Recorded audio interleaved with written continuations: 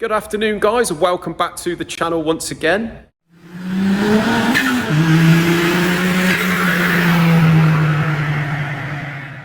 Just want to thank all you guys for your continuous watching of our videos. Did notice that most of you regular viewers, although we really appreciate it, you haven't yet subscribed. So if you could, guys, just press that subscribe button, maybe the notification bell, and we really appreciate that. Cheers, guys. Right, an update on the BMW M3 cylinder head, guys. I thank all of you for your comments and your advice. I think by the looks of it, it does seem that it was a Vanos timing issue. So when Ashley puts this back together, I'll get him to check that. Other suggestions was things like putting the hubs back together properly. We're pretty sure we've done all that. Obviously the cams are all in the right order. So as far as that timing goes, yeah, I'm pretty sure that we did it all correct. So yeah, just get Ashley to obviously check the Vanos when he puts it all back together. But still haven't got a set of exhaust valves. It had bent all the exhaust valves. Trying to get original valves for this is turning out impossible at the minute. Managed to find sort of 4 on the internet, but 4 ain't no good. We need all of them. So we did order a set of in-canal valves, and when they turned up, it turned out that they were the wrong ones. So I'm not quite sure whether they did 2 variations of this. I'm sure some of you will be able to tell us. But this valve here that's in it has obviously got the triple collet at the top. It's about 118 mil long, something like that. Can't really tell because of the bend in it. But the ones they sent us had a single collet, and they're about 126 mil long. So they ain't right. Had to go back. The only set that we've got that are correct are coming from a company called Mar Motorsport, where we get the Cosy bits from now, and they are apparently right, but they're on back order. So I think they're coming from America. So as soon as they turn up, he's going to give us a shout and we'll get them in and do the clearances. But yeah, a bit annoying because Ashley sort of wanted to get it back together this week, but yeah, it's turning out more and more difficult to get parts at the minute for most stuff, so slightly annoying. So a little bit of an update on the Morris 8 block that you seen me do a video on the other day, which was, you had the surface covered in weld, some fairly extensive welding gone on there. So I've bored it out for the liners. I ordered the liners, which we've got down here, you can see, and there's the block next to it. So I spent quite a lot of time yesterday boring this out for the liners. Obviously, I've had to grind back the weld in the cylinders.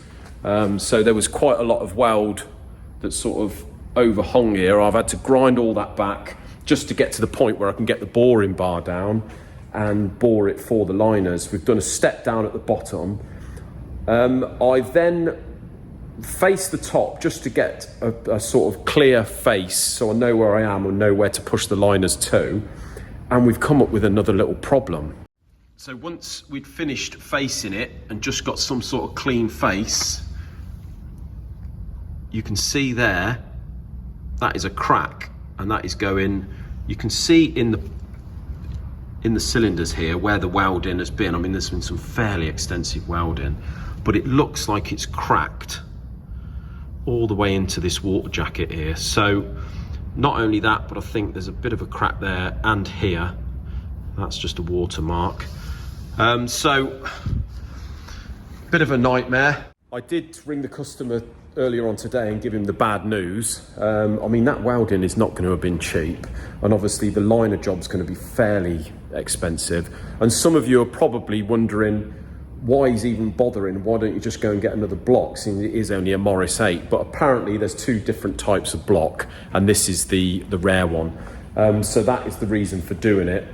Once we've sorted this, we have still got to put valve seat inserts in there to get a so we can get the valves in and get the heights right, because obviously this is side valves, so the valves go in the block as opposed to in the head.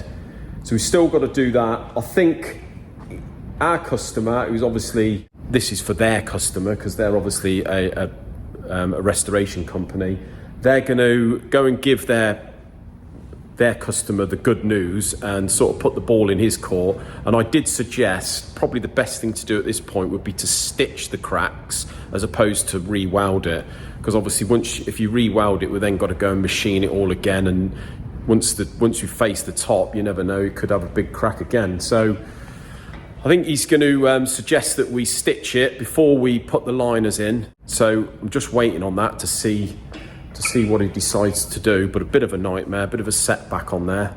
So just a little update of today, of what we've been doing. This here is a 16 valve diesel head, and John's just set it up for a reface, but I just thought I'd show you this. It's nothing too important, but obviously this has had, I think this has had 3 thou took off it already, and you can see where it has missed in the middle.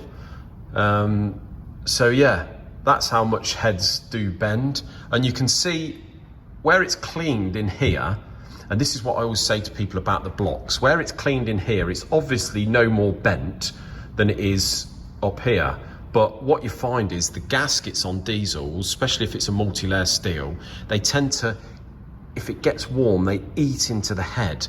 And that's why you can see it sort of not cleaned here on the fire ring, but inside you can, and outside. So that tends to be what happens, and that is what happens on the blocks. So whenever we have a head in to be refaced or gone through that has had a head gasket issue these days, especially if it's a diesel running a multi-layer steel gasket, we always say to the customer, look, exactly what's happened there. The block might look okay, you might put a straight edge on, it might look flat, but what we always say is put a straight edge on, put a torch behind, don't even bother with a feeler gauge, put a torch behind, have a look around the fire ring where the gasket seals and see if you can see daylight. If you can, it means the gasket has sort of ate into the block. Doesn't matter whether it's a cast iron block, they still go just as bad as the aluminium heads.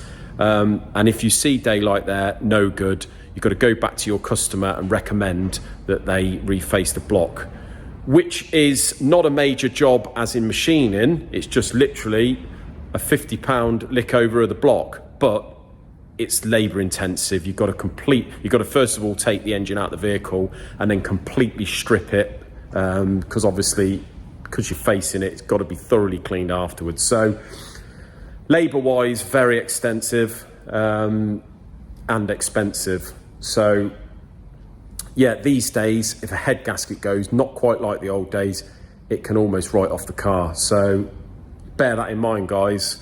If you have a head gasket go, could be very expensive. Right, just a little update on the Cosworths. So we got this one here, liners in, pistons in. This morning, we did a dummy build and just measured the jut out. We got 12 thou jut out now, which is what we like to run on these. You see I put my own pockets in there, and Carlos has put this one together. We've got the distributor on, we've got the front cover on and the pulley, and we've got the pump and pickup on. We're just waiting we've sent the sump away to G19 Engineering, and they're going to do a big wing conversion on the 2-wheel drive sump and also put their own gated baffle in. So we'll look forward to getting that back, then we can get the sump on. The customer wants to run an ARP stud and nut kit on this, so he's going to get that delivered here, and then we can get the cylinder head on with the Victor Rhines WRC steel head gasket. And then that engine is complete. So that's one brother. This is the other brother with the drop liners. If I just reveal this, got it timed up roughly. Tomorrow morning I'm going to set up the verniers. I'm going to do a little video on that and show you. This has all been balanced. The clutch and flywheels around the corner. We've got the sump on. See, this is the big wing that G19 have done in the past. So that's one of theirs, I believe. And you see how much more oil that can hold. So that is an original 2-wheel drive sump with the big wings welded on there. So that engine is nearly complete. We have this one here for our friends at Auto Dynamics, or their customer. We've just had delivery of an old pump with a pickup on it that we want to run. So this is going It was a 2-wheel drive setup, but this is going 4-wheel drive. So we've got the different pickup, the different pump that we're going to fit over there, and they're going to get the sump to us. And once they've got that, we'll fit that, and that one's done. As you can see, we've got these are not the standard Marler pistons. These are the Marler Motorsport pistons, which have got their own cutouts. And these are the ones with the green sort of Teflon on the skirts. Very nice piston, but quite hard to get at the moment, and probably £100 more expensive than when we use the standard Marlers and I put my own pockets in. But anyway, that's his choice. So yeah, getting on with the Cosworths. Almost there now. And once these are all done, we've got so they've got the small Escort Cosworth engine that we're doing, small turbo Escort Cosworth. This is the block for that. I bored that today at 0.5 oversize and faced the block, very minimal lick over, cleaned all nicely. These small turbo Escort engines are just, they're lovely. They don't wear anything like the older ones, as I've said, but this one's all done now. Finish honed it, gonna clean that in the morning and get that on an engine stand ready for the bits when they turn up. So thanks very much for watching again, guys. Remember, hit that notification bell, smash the subscribe button, and we'll see you in another one. Cheers.